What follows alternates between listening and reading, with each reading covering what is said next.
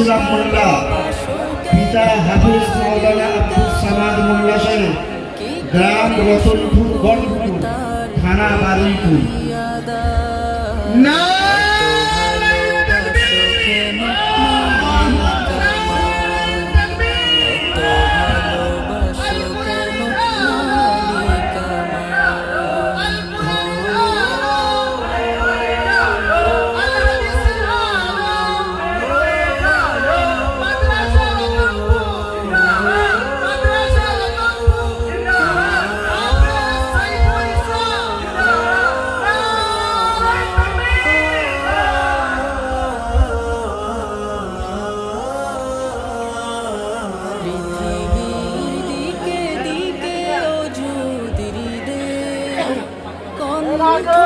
আমার নামে তোমার দিতে